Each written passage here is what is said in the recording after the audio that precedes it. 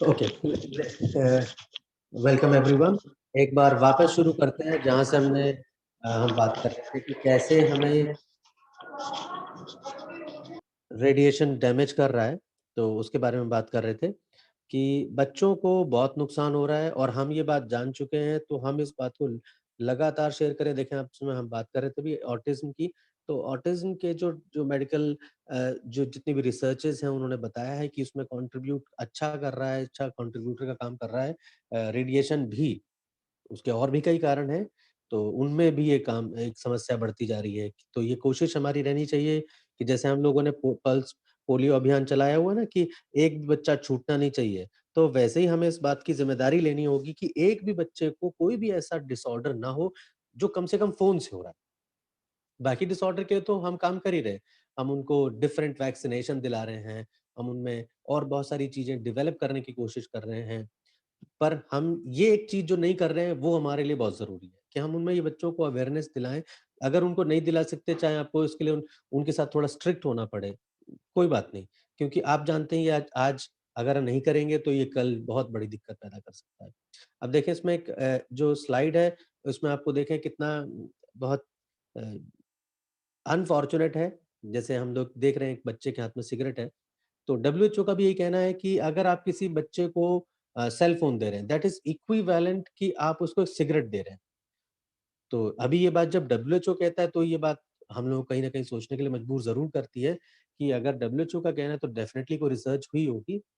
तो हम ये बात अब समझते हैं कि सिगरेट देने के बराबर है, तो और सिगरेट तो हम दे नहीं सकते अपने बच्चे को, तो डेफ़िनिटली हमें उसे सेल फ़ोन भी नहीं देना चाहिए।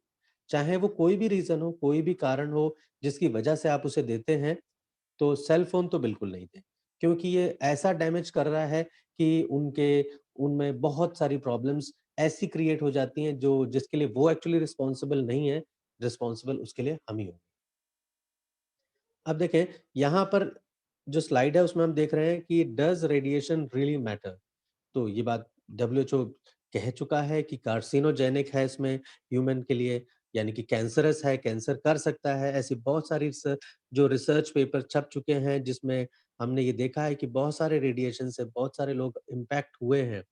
जैसे इसमें लिखा है, इलेक्ट्रोमैग्नेटिक पॉल्यूशन में be the most significant form of pollution. तो आज तक ह्यूमन्स ने जितना भी पॉल्यूशन किया है, उनमें से सबसे बड़ा जो पॉल्यूशन हम इंसानों ने किया है, वो है इलेक्ट्रोमैग्नेटिक पॉल्यूशन।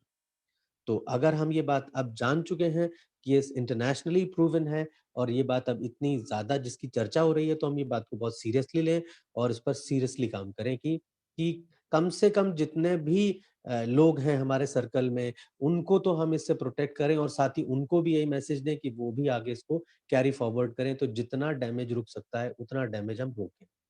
अब देखते हैं, कुछ कंट्रीज़ हैं।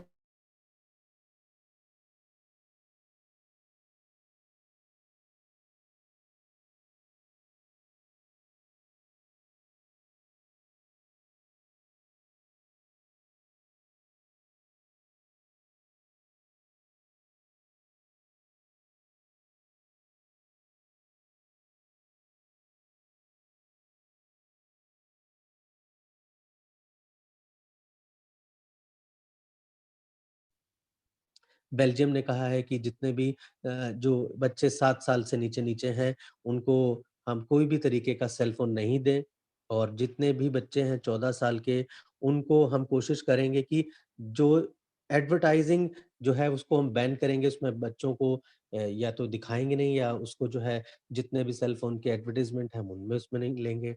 स्पेन में भी ऐसा ही है, वाई-फाई जो स्कूल्स में है वो प्रिकॉशनरी मेजर्स से बंद किए गए हैं और इसको रोका जा रहा है। तो हम ये बात समझें, जितने विकसित देश हैं, हम सब भारत को विकसित बनाना चाहते हैं, तो हम यही यही ना समझें कि हमारी इकोनॉमी ही विकसित हो, हमारी इंडस्ट्री ही विकसित हो। हम ये भी समझें कि हम हेल्थ वाइज़ भी विकसित हों। सो डेवलप्ड होने का मतलब है कि इन ऑल रिस्पेक्ट डेवलप्ड होना। तो हम उन लोगों को भी इस चीज़ में भी फॉलो करें। जैसे आप देखें, इंडिया में हम लोग एक बड़ा कॉमन स्टेटमेंट आप लोग देखते हैं, जिसका बच्चा सेल फ़ोन चला लेता है, आजकल तो बचपन से ही बच्चा फ़ोन चलाना जानता है, क्योंकि the child has been exposed to the technology right from the birth, तो उसको मालूम है और हम इस चीज़ को बड़ा एप्रिशिएट करते हैं। हम बच्चे को बोलते हैं कि हमारे बच्चे को क लैपटॉप चलाना आता है, फ़ोन चलाना आता है। बच्चे एक्चुअली बहुत स्मार्ट हो गए हैं। तो आपको ये जान के थोड़ी-सी हैरानी हो सकती है कि अमेरिका में ऐसे स्मार्ट बच्चों को डम्ब कहा जाता है।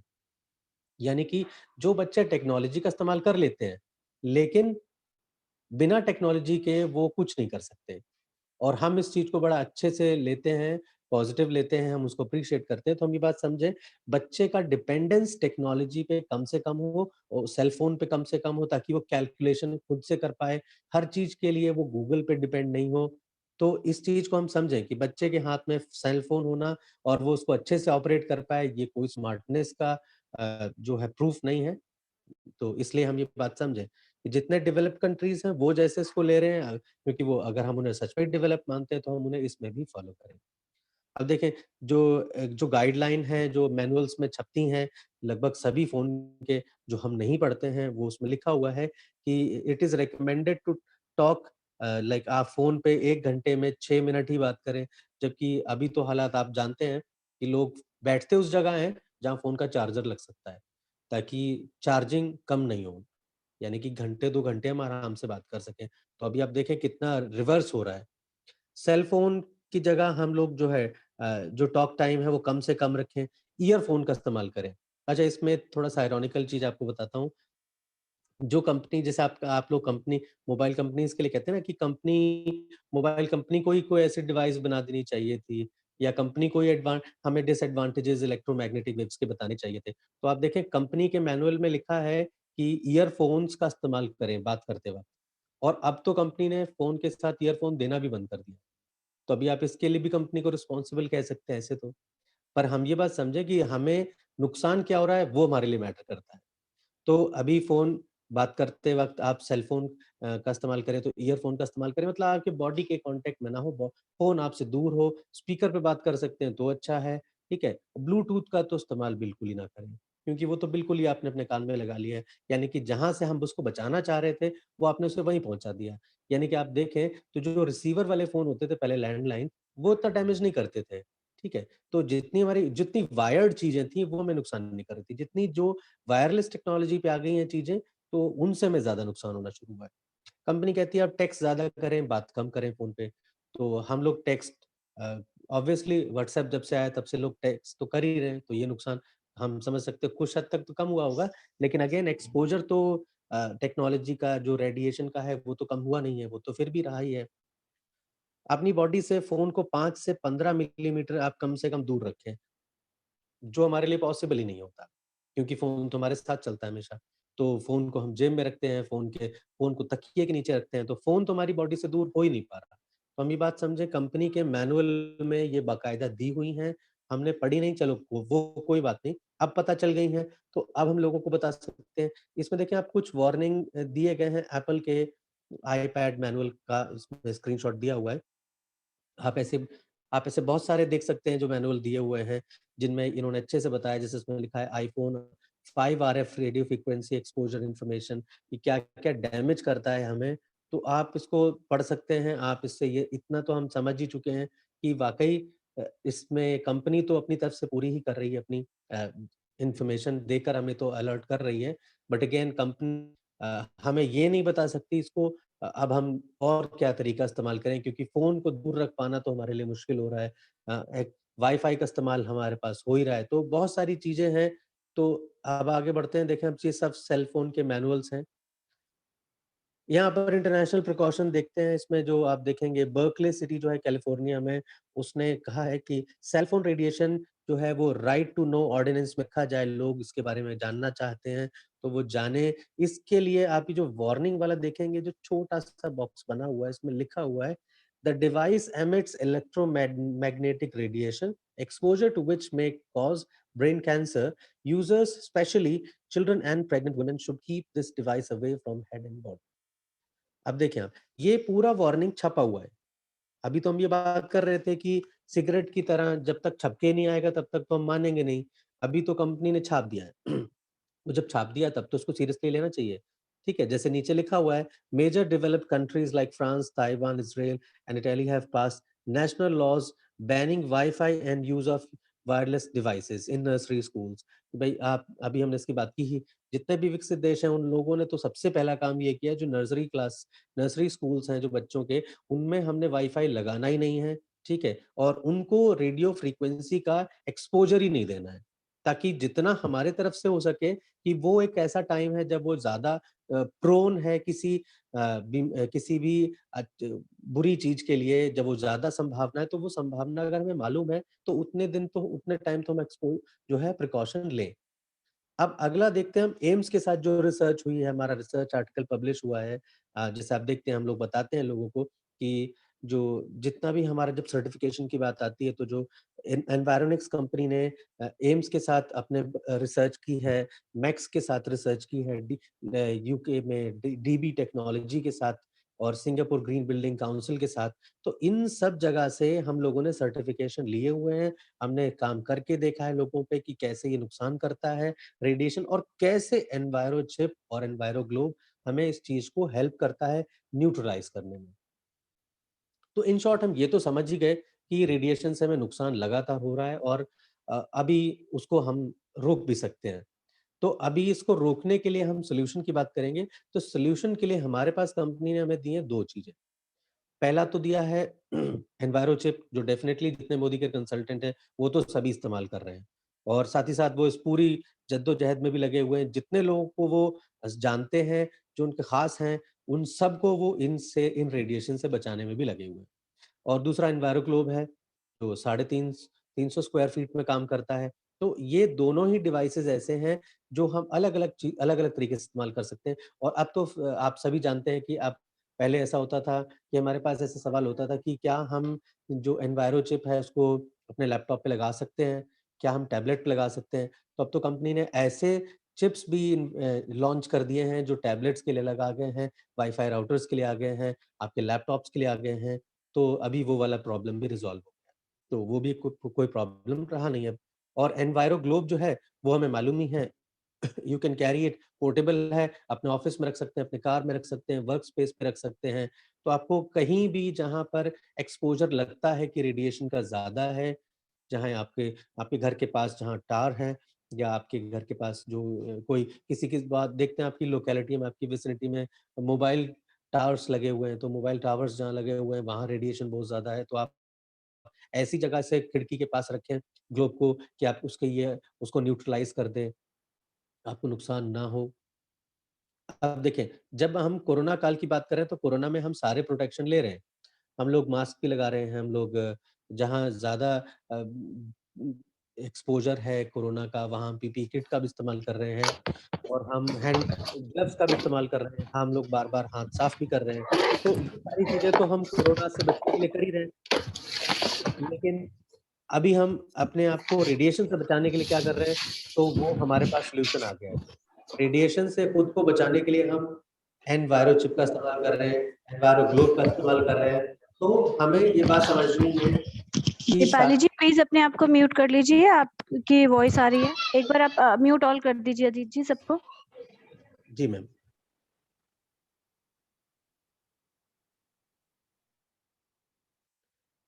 राइट। तो हम बात कर रहे थे कि जो कोरोना काल है, इसमें हम वो सारी चीज़ों से प्रिकॉशंस ले रहे हैं जहाँ तक पॉसिबल है। तो साथ-साथ अब हम जो मोदी के कंसल्टेंट हैं, वो इस बात को बहुत अच्छे तरीके से समझ गए हैं कि एनवायरो चिप और एनवायरो ग्लोब से हम उन चीज़ों से भी अपने आप को प्रोटेक्ट करना हम लोगों ने शुरू कर दिया है, जो साइलेंट किलर है, जो आज शायद हमें उतना नुकसान नहीं पहुँचा पाए, जो लेटर ऑन बहुत ज़्यादा सीवियरिटी में हो सकता है, राइट? तो अभी हम बात कर रहे हैं यूएसपी, यानी कि unique selling proposition proposition company का ऐसा जो प्रोडक्ट है, उसमें ऐसा क्या ख़ास है, जो हमें इससे हेल्प करता है कि जो हमें रेडिएशन से डैमेज होने वाला है, वो डैमेज कैसे कम हो जाएगा? तो हमने बात की थी, जो इलेक्ट्रोमैग्नेटिक वेव्स हैं, ये सब कांस्टेंट वेव्स होते हैं। तो कांस्टेंट वेव्स हमारे लिए, इंसानों की हेल्थ के लिए हार्मफुल है। हमारे लिए कौन से वेव्स अच्छे हैं? जो रैंडम वेव्स हैं। तो कांस्टेंट वेव्स से रैंडम वेव्स की तरफ बढ़ने के लिए, उस कन्वर्जन के लिए हमें ऐसी डिवाइस चाहिए होती है जो इसको कन्वर्ट कर दे, और यही काम हमारा एनवायरो ग्लोब और एनवायरो चिप करती है।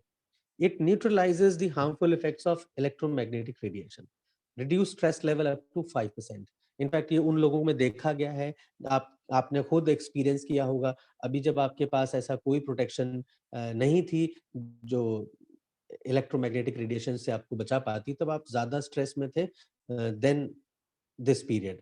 तो अभी स्ट्रेस लेवल सभी का कम हुआ होगा। Improves health measured by pulse rate. देखिए पल्स रेट हम लोगों का जो नॉर्मल है, जो डिवाइसेस इस्तेमाल नहीं करते हैं, वो कई कारणों से बढ़ सकता है। ये ज़रूरी नहीं है कि वो रेडिएशन से ही है, बट डेफिनिटली रेडिएशन उनका एक कंट्रीब्यूटिंग फैक्टर ज़रूर है। वो ज़रूर ये काम करता है। तो ये अकेला नहीं है, तो कंट्रीब्यूटर तो ये है ही। तो वो चीज़ में हमें ये हेल्प करता है डिवाइस, कि हमारा पल्स रेट जो है वो एटलीस्ट उतना हो जाए जितना हमें होना चाहिए। नेचर ऑफ रेडिएशन को चेंज करता है कांस्टेंट से रैंडम में, ताकि आपका देखिए इसमें लिखा हुआ है, हार्वर्ड मेडिकल स्कूल का स्टेटमेंट है, your resting heart rate can reflect your current and future health.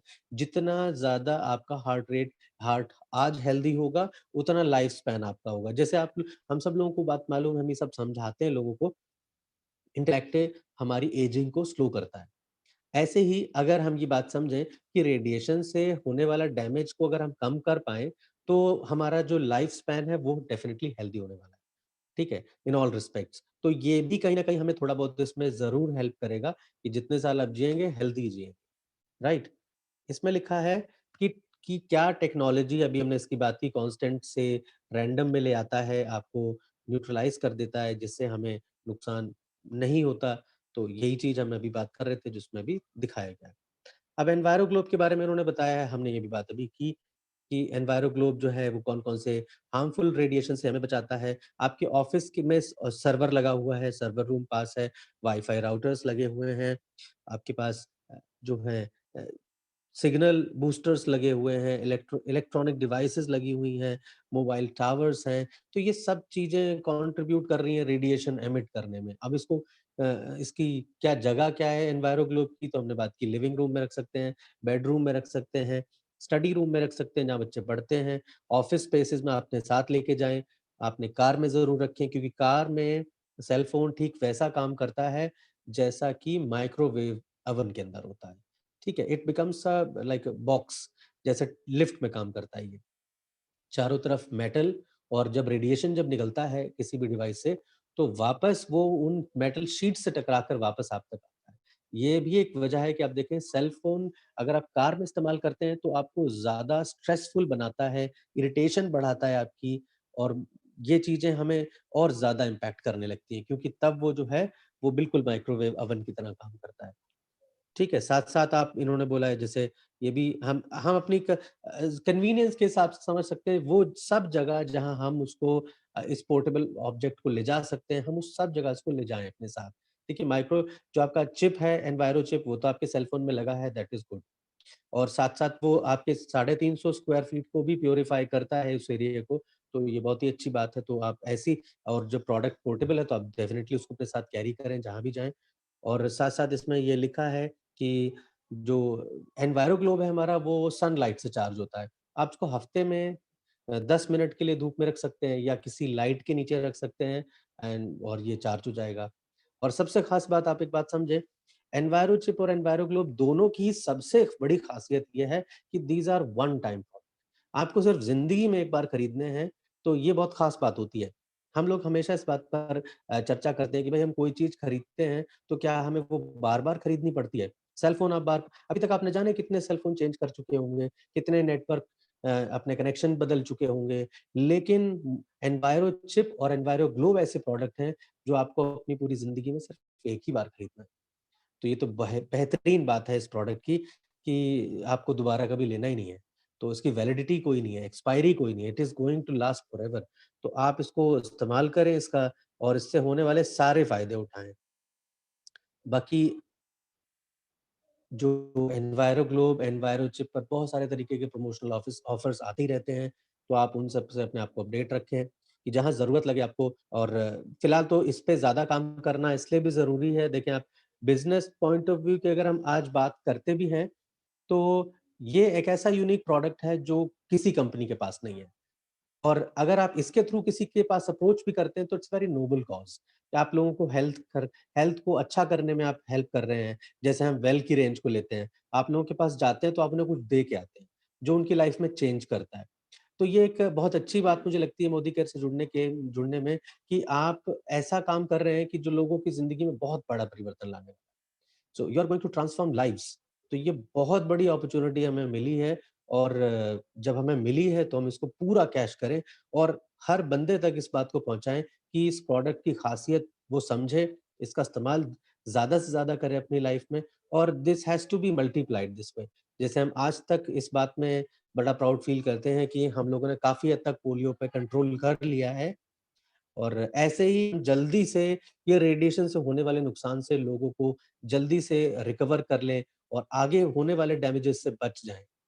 तो अभी मेरी तरफ से सिर्फ़ इतना ही है और बाकी कोई भी किसी का क्वेश्चन हो तो वो पूछ सकते हैं। फिलहाल I would like to hand over to Sanjana ma'am. Over to you ma'am. Thank you so much Ajit ji, बहुत वंडरफुल शेयरिंग आपने